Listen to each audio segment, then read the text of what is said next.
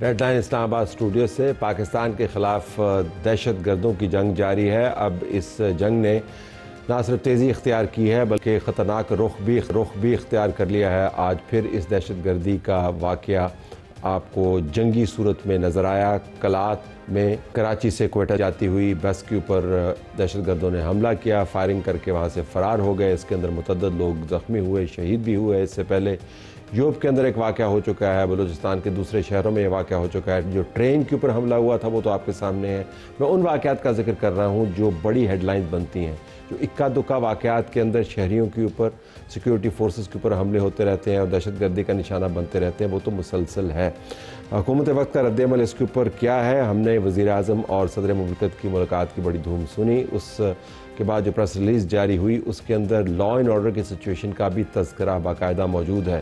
کہا گیا کہ اس کے اوپر گفت و شنید ہوئی، لیکن جنگ ہمارے درمیان موجود ہے، دشمن مسلسل وار کر رہا ہے، تو کیا ہمیں اس کے اوپر گفت و شنید سے بات کو آگے لے کے جانا چاہیے یا نہیں؟ اس کے اوپر ہم رانا ثناء اللہ خان سے بات کریں گے، وزیر اعظم کے مشیر برائے سیاسی عوامی امور۔ ہم ناظرین آج کے پروگرام میں بزنس کمیونٹی کے معاملات کا بھی ذکر کریں گے۔ کل ہمارے پروگرام میں Lahore chamber of commerce and industry کے پریزیڈنٹ نے کہا کہ باوجود اس کے کہ ایک بڑی کمیٹی نے جو فائنانس منسٹر ان کے ساتھ بیٹھ کر بات چیت طے کی، ایف بی آر کے نمائندگان بھی موجود تھے، لیکن ہم احتجاج جاری رکھیں گے۔ آج Karachi chamber of commerce and industry کی طرف سے بھی یہی بیان آ رہا ہے، تو اگر تمام ملاقاتوں کے بعد احتجاج ہی مقصود تھا تو ملاقاتوں کا مقصد کیا تھا اور یہ ملاقاتیں کامیاب کیوں نہیں ہو پا رہی، اس کے اوپر بھی ہم بات کریں گے۔ کراچی بحریہ ملک ریاض کے حوالے سے بحریہ کا نام جو ہے وہ بدنام زمانہ ہے۔ کراچی بحریہ کے اوپر چھاپوں کی خبریں ہیں، ہمارے بیورو چیف اسلم خان ہمیں بتا رہے ہوں گے کہ چھاپوں کی نوعیت کیا ہے اور اس کے پیچھے محرکات کیا ہیں۔ ہم اگلے 48 گھنٹوں میں جو خطرناک ترین بارشوں کا اسپیل آ رہا ہے، خطرناک صرف اس وجہ سے نہیں کہ بہت زیادہ بارشیں متوقع ہیں اور موسلادھار بارشیں متوقع ہیں، بلکہ مسلسل بارشیں متوقع ہیں، اور جو مقدار فورکاسٹ کی جا رہی ہے وہ غیر معمولی سے بھی اوپر کی ہے۔ تو ہمیں کیا کرنا ہے؟ دانش بیگ جو ہیڈ آف میٹ ڈپارٹمنٹ ہے ویدر والے، وہ ہمیں جوائن کر رہے ہوں گے، وہ ہمیں بتائیں گے کہ ہم کیوں اگلے ہفتوں میں بالخصوص بارشوں کے اوپر نظر رکھیں اور بالخصوص اہتمام کریں اپنی بچت کا۔ Stay tuned. Rana Sanaullah سے ہم پروگرام کا باقاعدہ آغاز کرتے ہیں۔ ناظرین، کلات کی دہشت گردی کا اندوناک واقعہ، لیکن یہ پہلا واقعہ نہیں ہے، نہ ہی یہ آخری واقعہ ہوگا۔ پاکستان کے خلاف دشمنوں کی سازش جاری ہے۔ رانا ثناء اللہ خان نے ہمیں جوائن کر لیا ہے، وزیر اعظم کے مشیر برائے سیاسی عوامی امور۔ رانا صاحب بہت شکریہ۔ اب آپ نے بطور ایکس انٹیریئر منسٹر آپ نے دہشت گردی کے واقعات اس وقت بھی دیکھے ہوں گے، معلومات آپ کے پاس آ رہی ہوں گی، اب آپ حکومت کے اہم ترین مشیروں میں سے ایک ہیں۔ میں آپ سے جاننا چاہوں گا کہ جب یہ واقعہ آپ دیکھتے ہیں یا یہ واقعات دیکھتے ہیں اور اس زمانے کے واقعات دیکھتے ہیں جب آپ انٹیریئر منسٹر تھے، دونوں میں آپ کو فرق کیا نظر آتا ہے؟ نوعیت مختلف ہے، تواتر مختلف آپ کو نظر آتا ہے، ایجنڈا مختلف ہے کیا؟ نہیں دیکھیں، نوعیت تو خیر مختلف نہیں ہے۔ اس وقت بھی اسی طرح کے واقعات کے لوگوں کو بسوں سے اتارا جانا اور ان کی پھر آئیڈینٹیفیکیشن جو ہے وہ چیک کر کے تو انہیں قتل شہید کرنا، اور وہی یہ آج سے 3 دن قبل بھی یہی واقعہ ہوا ہے، اور آج یہ جو انتہائی افسوسناک، قابل مذمت اور یعنی دردناک بھی کہ دیکھیں بے گناہ لوگ، کوئی اپنا جو ہے وہ کسی غرض سے کوئی سفر کر رہا تھا یا وہ اپنے عزیزوں سے ملنے کے لیے جا رہا تھا، تو ان لوگوں کے اوپر جو نہتھے ہیں اور جو کسی قسم کی جو ہے وہ ایکٹیویٹی میں جو ہے وہ شامل نہیں ہیں، تو ایسے لوگوں کو جو ہے وہ اس قسم کی دہشت گردی کا جو ہے وہ شکار کرنا، یہ کرنے والوں کے لیے بھی اور جو جن کا فرض ہے، جس میں حکومت شامل ہے، لا انفورسنگ ایجنسی سب شامل ہیں، تو ان کی ذمہ داری ہے۔ تو یہ ہر لیول پہ بڑی ہی جو ہے وہ اندوناک اور بہت ہی ایجنڈا آپ کو مختلف نظر آتا ہے، کیونکہ اب جنگ کے بعد جو بحث ہے پاکستان میں وہ یہ ہے کہ یہ ایک بڑے پلان کا حصہ بھی بنتی جا رہی ہیں۔ بڑا پلان وہی ہے، پرانا پلان ہے، ہندوستان ہی پلان ہے۔ کلبھوشن سے لے کے آپ آج تک آ جائیں، کلبھوشن کے جو جو اس نے سبمیشنز کی ہیں یا جو چیزیں اس نے بتایا کہ وہ یہاں پہ کیا کرنے آیا تھا، کیا کر رہا تھا، کس قسم کی ایکٹیویٹیز میں ملوث تھے. ہاں یہ ہو سکتا ہے کہ آج سے اگر 2 سال پہلے کی یا پی ڈی ایم دور کی آپ بات کر رہے ہیں تو اس وقت شاید اتنی شدت نہیں تھی. اس وقت فنڈنگ کا اور ہندوستان کا راہ کا جو ہے وہ شاید یہ اتنا زیادہ ترجیحی ایجنڈا نہیں تھا.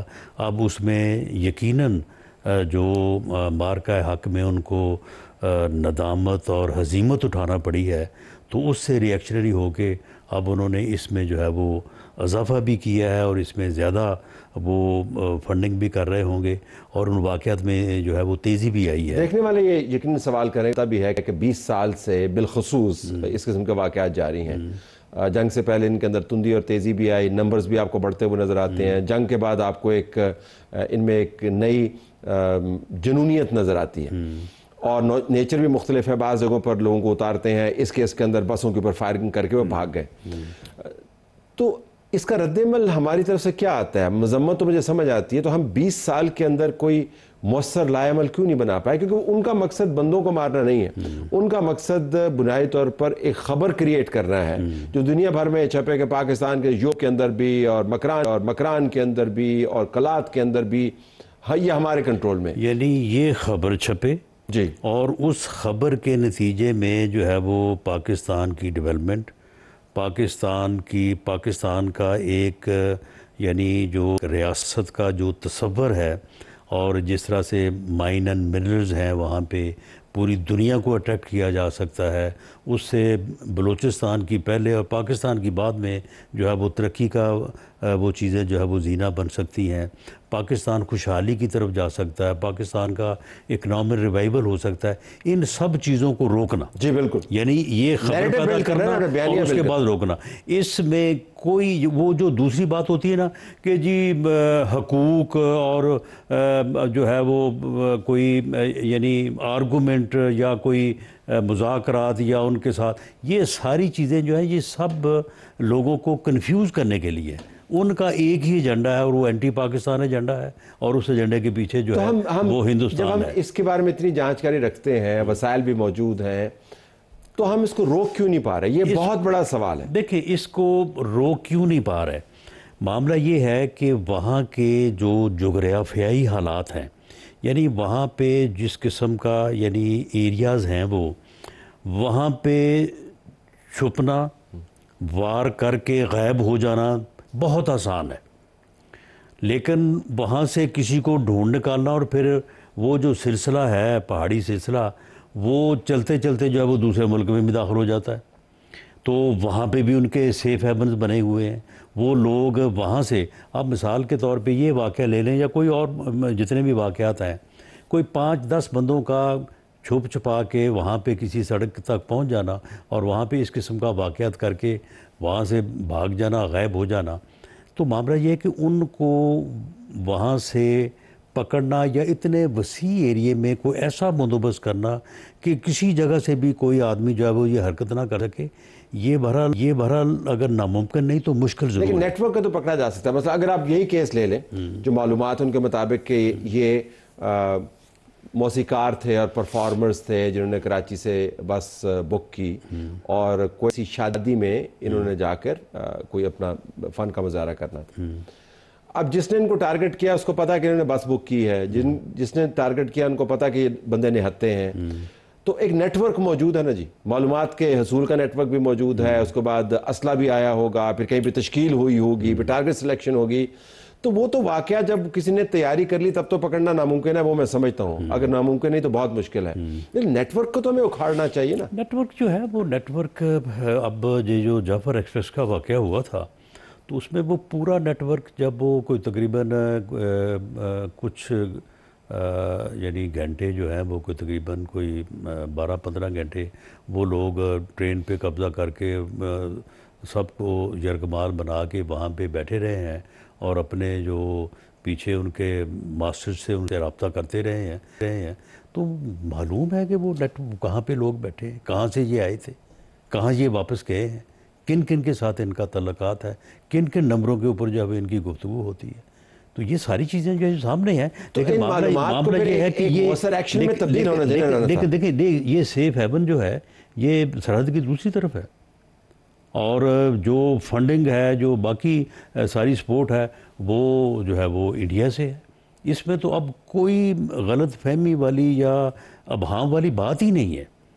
اب آپ دیکھیں کہ ایک اتنا بڑا ملک جو ہے وہ جب اس گھٹیا پن پہ آیا ہوا ہے کہ وہ اپنے سکور، اپنی ہزیمت کو سیٹل کرنے کے لیے اب وہ بے گناہ شہریوں کی بس کے اوپر جو ہے وہ فائرنگ میں بھی ملوث ہے، وہ ٹرین کے کی سواریوں کو یرغمال بنا کے اور وہاں پہ لوگوں کو جس طرح سے شہید کیا گیا، قتل کیا گیا.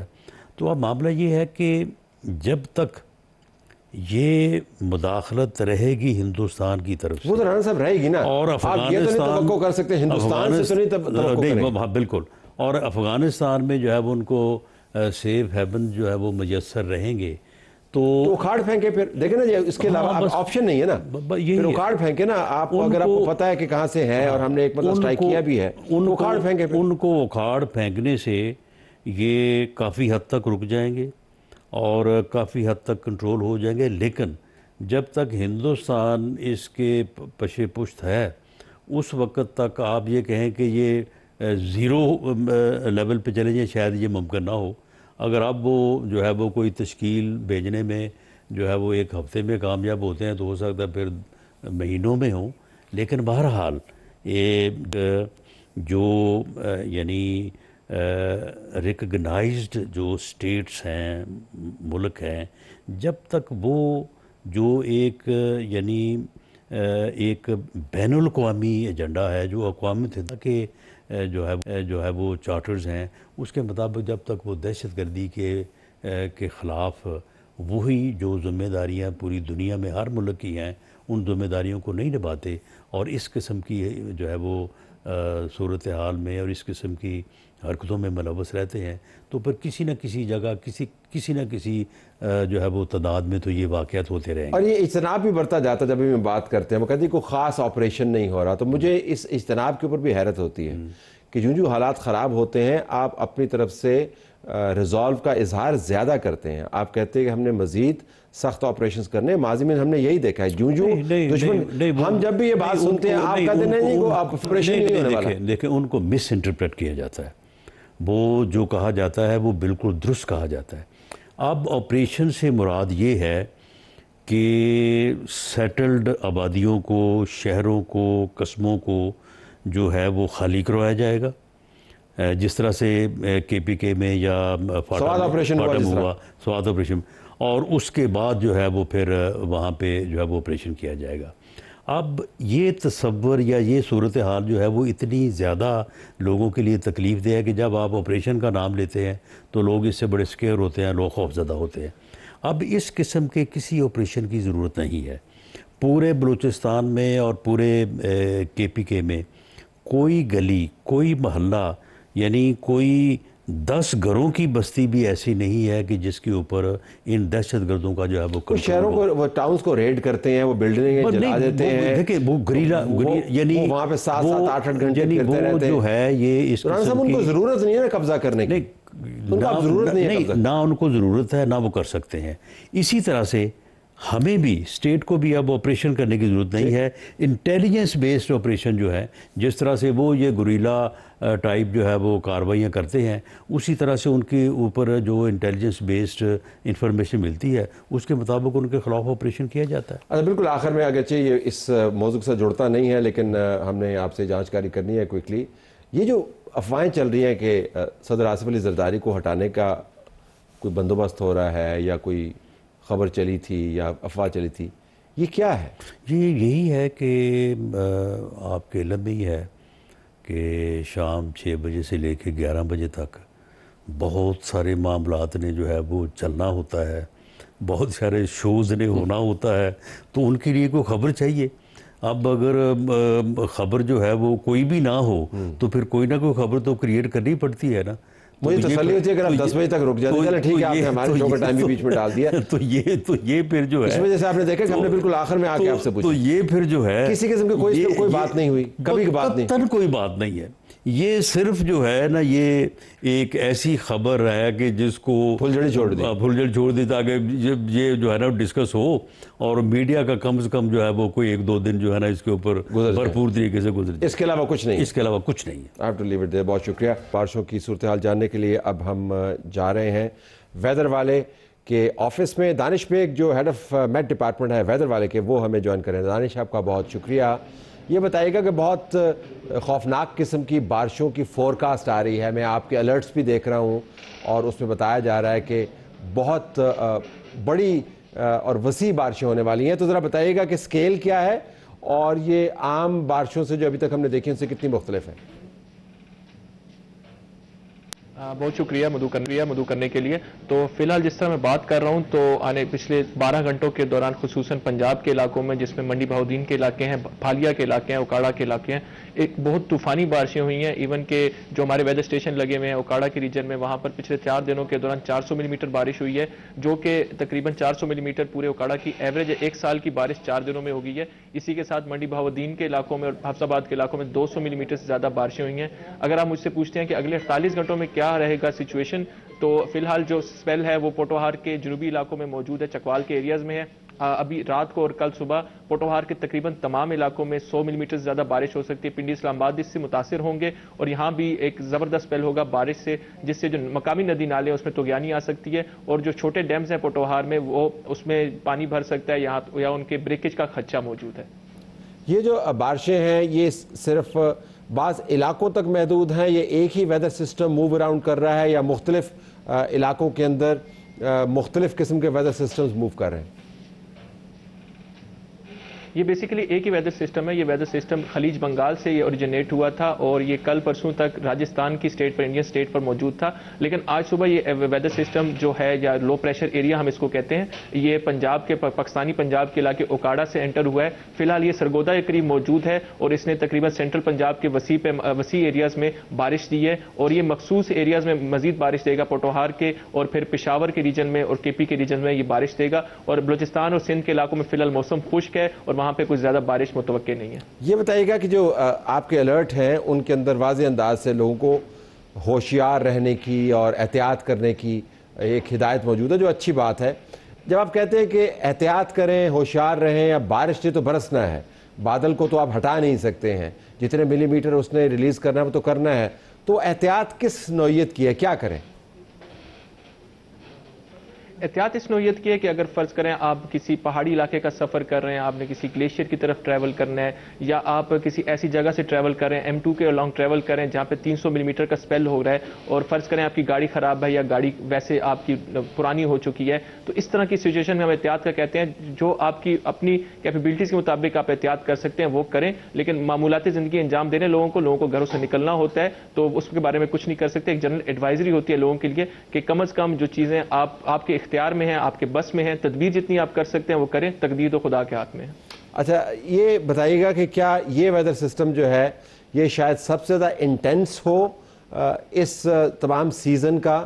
آپ نے اوکاڑا میں 400 ملی میٹر آپ نے خود بتایا کہ 1 سال کی اوسط ہے، آپ 200 ملی میٹر کی اس ریجن میں بات کر رہے ہیں. مجھے یاد ہے کہ ایک بہت بڑی طغیانی آ چکی ہے اسلام آباد کے اندر، پنڈی کے اندر بہت عرصہ پہلے جب 350 ملی میٹر کے قریب بارش ہوئی تھی، تو اور یہ اس کا 70% ہے. تو کیا یہ سب سے انٹینس ہے سسٹم رین فال کا، یا آپ توقع کرتے ہیں کہ آنے والے ہفتوں کے اندر مزید ایسے سسٹم آ سکتے ہیں؟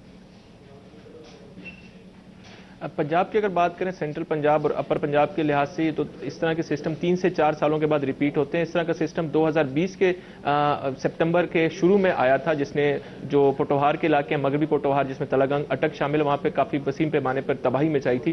تو اس سے ملتا جلتا سسٹم ہے، اتنا تباہ کن نہیں ہے، پھر بھی اس انٹینسٹی اتنی زیادہ نہیں ہے. اور آنے والے مونسون کے دنوں میں فی الحال تو ابھی 15 جولائی ہے. اس کی جو خاص بات ہے سسٹم کی، اس طرح کے سسٹم جولائی کے اگست کے آخر میں یا شروع میں آتے ہیں، لیکن جولائی کے وسط میں آنا ان کے لیے غیر معمولی واقعہ ہے اور آنے والے دنوں میں اگست کے مہینوں میں بھی اس طرح کے سسٹم مزید آ سکتے ہیں. بہت شکریہ آپ نے ہمیں جوائن کیا. ناظرین آپ نے خیال رکھنا ہے بالخصوص ان پاکستان کے علاقوں میں جس پٹی کا ذکر کیا ابھی دانش نے.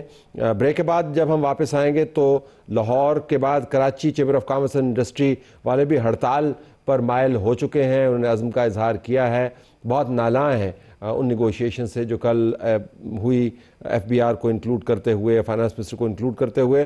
اور پھر ہم کراچی میں ہی رہتے ہوئے کراچی بحریہ کے اندر جو آج چھاپا پڑا ہے اس کی بھی بات کریں گے. یہ چھاپے کیوں پڑ رہے ہیں؟ ہمیں تو بتایا جا رہا تھا کچھ عرصہ پہلے کہ ملک ریاض کے معاملات طے ہو گئے ہیں. چھاپوں سے ہمیں کیا پتہ چلتا ہے؟ Stay tuned.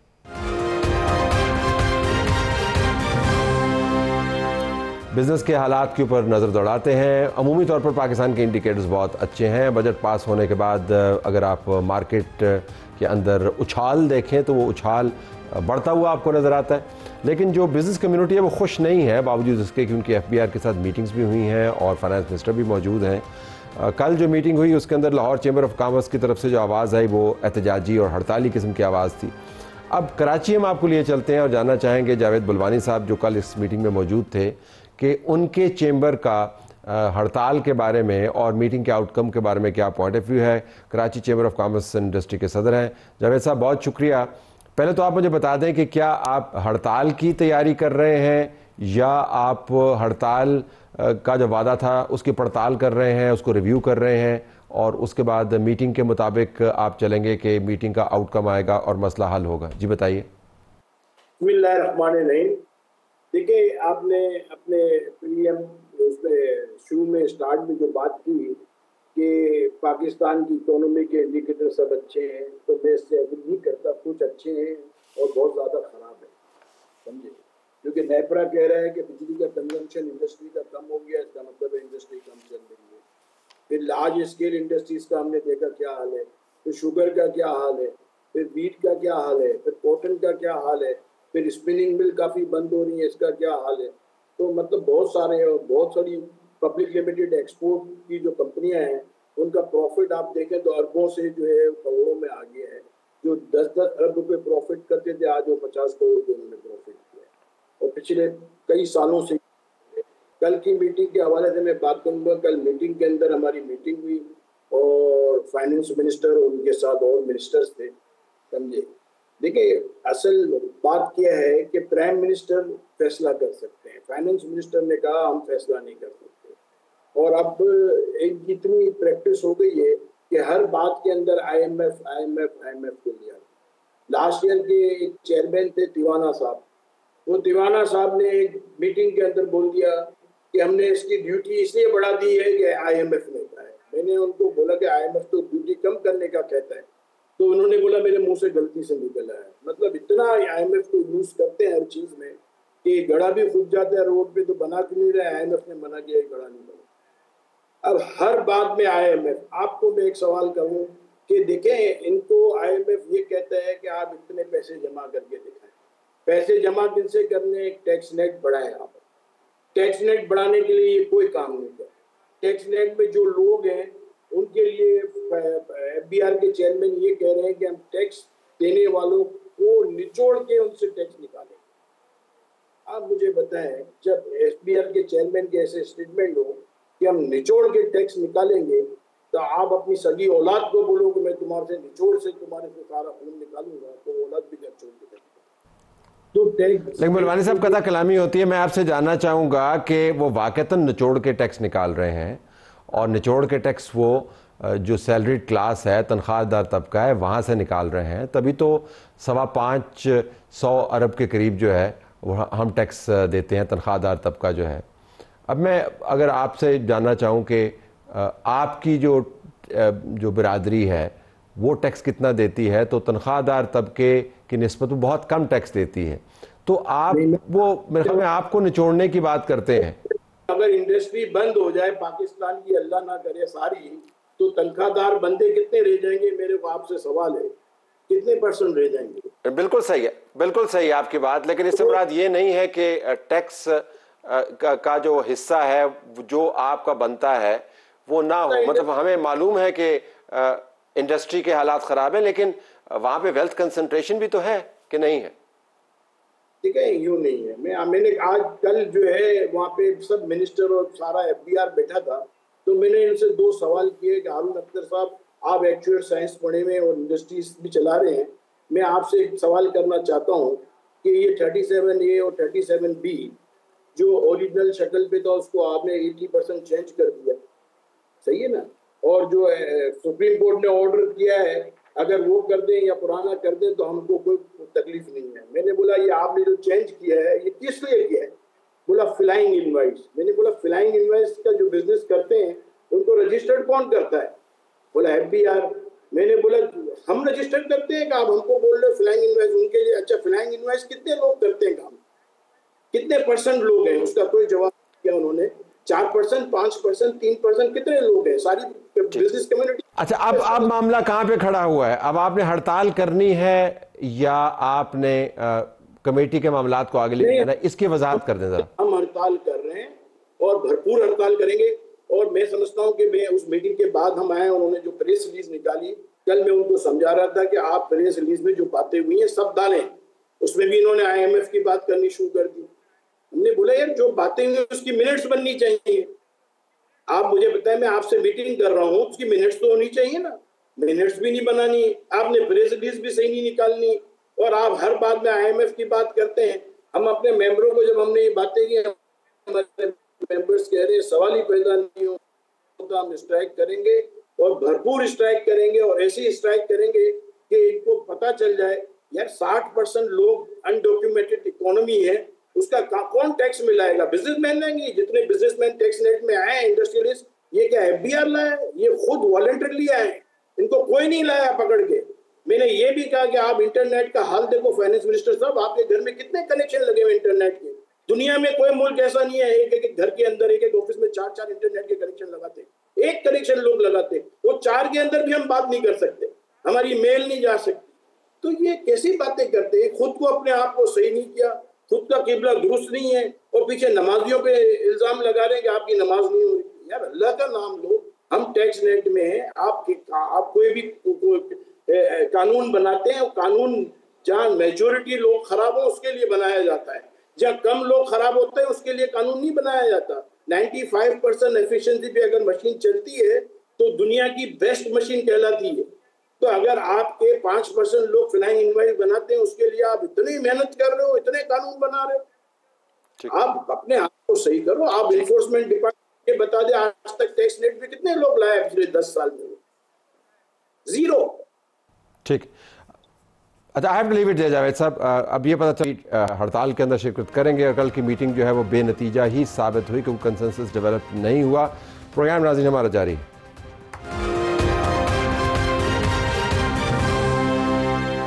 وہ بھی دن تھے جب ملک ریاض جن تھے، اب ان کی بحریہ کے اوپر چھاپے پڑ رہے ہیں۔ کراچی بحریہ میں چھاپوں کی خبر ہے۔ اسلم خان بیورو چیف سما ٹی وی کراچی میں جوائن کر رہے ہیں۔ اسلم صاحب بہت شکریہ۔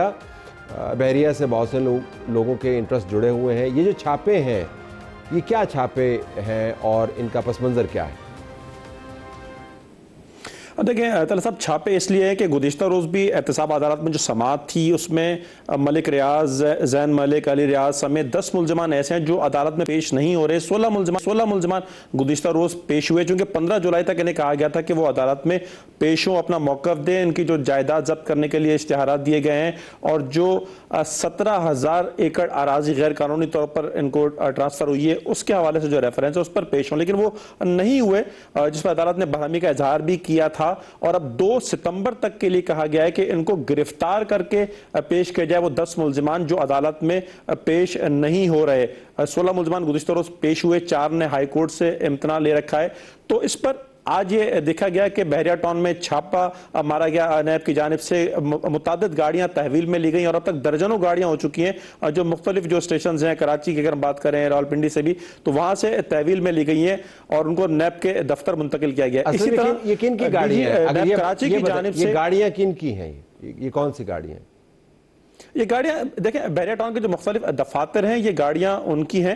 ظاہر ہے کہ کچھ آپریشنز وہاں پر ابھی تک چل رہے ہیں۔ میں اسی پر آ رہا تھا کہ ابھی وہاں پر 1000 کمرشل پلاٹس ہیں جن کو ضبط کرنے کا کہا گیا تھا ڈی جی نیب کراچی کی جانب سے مارچ میں، اور تقریباً 457 کمرشل جو پراپرٹیز ہیں ان کے مالکان عدالت میں پہنچ گئے اور ان کا کہنا یہ ہے کہ یہ بحریہ ٹاؤن کی پراپرٹی نہیں ہے, یہ 457 جو کمرشل پراپرٹیز ہیں وہ ہم نے پرچیز کی, ہمارا پیسہ اس میں لگا ہوا ہے, اور آپ کی جانب سے جو آرڈر آ گیا 1000 کمرشل پراپرٹیز کو منجمد کرنے کا, اس میں ہمیں نقصان ہو رہا ہے. تو طلعت صاحب اس وقت ایک ایسا میں کہوں گا کہ مسئلہ بنا ہوا ہے شہریوں کے جو اربوں روپے لوٹ لیے گئے تھے, اب جو وہاں رہ رہے ہیں جن کی ابھی ابتدائی طور پر کمرشل پلاٹس ہے, تو اندازہ لگا لیں 457 کمرشل پراپرٹیز کے مالکان اب عدالت میں پہنچ گئے ہیں.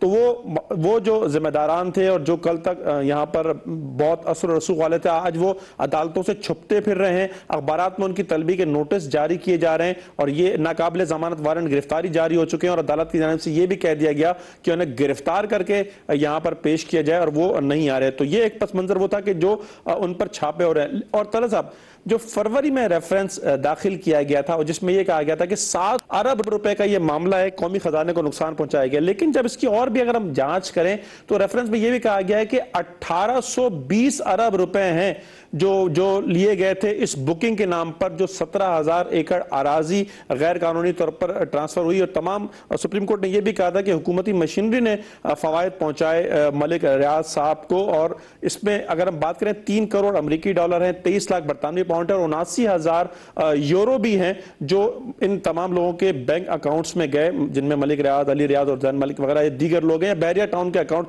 جو درجن اکاؤنٹس منجمد بھی کیے جا چکے ہیں, پراپرٹیز منجمد ہو رہی ہیں, لیکن اس میں ایک عام آدمی متاثر ہوا. جس طرح میں نے بتایا کہ ریفرنس میں 1820 ارب پاکستانی اور یہ جو غیر ملکی کرنسی, تو مجموعی جو ہم پہلے بھی بات کی تھی طلعت صاحب اس پر کہ 2500 ارب یا 3000 ارب سے زیادہ کا جو سرمایہ تھا, اس کا کیا ہوگا. اور یہ دیکھیں 17,000 ایکڑ اراضی کی بات کی جا رہی ہے جو غیر قانونی طور پر منتقل ہوئی, لیکن جو ایک ریفرنس میں یہ بھی رپورٹ کی گئی ہے کہ 19,931 ایکڑ پر تعمیرات ہوئی ہیں. اندازہ لگائیں, ایک تو غیر قانونی طور پر 17,000 آپ کو ٹرانسفر ہو گئی, پھر جو تعمیرات ہو گئی وہ 20,000 ایکڑ پر ہو گئی. اور طلعت صاحب ایسے کراچی میں سینکڑوں یا ہزاروں لوگ ہوں گے جن سے پیسے لے لیے گئے اور ان کو اب تک پلاٹ بھی نہیں ملا. چلیں یہ تو کچھ تعمیرات بھی ہیں, کچھ کمرشل جو پلاٹس والے تھے وہ سامنے بھی آ گئے, لیکن ایسے لوگ ہیں. میں ایک مثال دوں, 125 گز کا جو پلاٹ تھا وہ 17 لاکھ, کم از کم 17 لاکھ روپے کا جو بیچا گیا تھا, اب اس کی ویلیو 2 لاکھ بھی نہیں ہے. اور یہ بک ہوا 2015 اور 17 کے درمیان کی میں بات بتا رہا ہوں آپ کو. 250 گز کے پلاٹ 32 لاکھ کا جو بک ہوا, وہ زمینوں میں اور کاغذات, ایک کاغذ دیا گیا تھا جس میں آپ کی جو مختلف انسٹالمنٹ تھی وہ جمع تھی, لیکن وہ پلاٹ کہیں پر نہیں ہے. تو آپ سوچیں کہ یہ کیا اس شہر کے لوگوں کے ساتھ کیا ہوا. اور اس وقت یہ جو حکومتی مشینری تھی, نیب حکام کہتے ہیں کہ 2015 میں تحقیقات شروع کر دی گئی تھیں, اور اس کے بعد 2018 میں سپریم کورٹ نے یہ حکم دیا کہ 460 ارب روپے جمع کرائے جائے سپریم کورٹ کے اکاؤنٹ میں. 2023 تک یہ جمع ہو جانے تھے. وہ کیس تھا, وہ جس رقم پر ان کو چھوٹ دی گئی اس کے بارے میں بھی کہا جاتا ہے کہ وہ زیادہ رقم ہو سکتی, وہ جمع بھی نہیں ہوئی. بہت شکریہ. یہ ایسی باتیں جب ہم سنتے ہیں تو سوچتے ہیں کہ وہ کون کہتے ہیں کہ فراڈ کامیاب نہیں ہوتا. اگر یہ تفصیلات دیکھیں تو آپ کو پتہ چلے گا کہ طویل المدت کامیابی فراڈیوں کو مل جاتی ہے اگر نظام ان کا ساتھ دے. اجازت چاہتے ہیں, اللہ حافظ.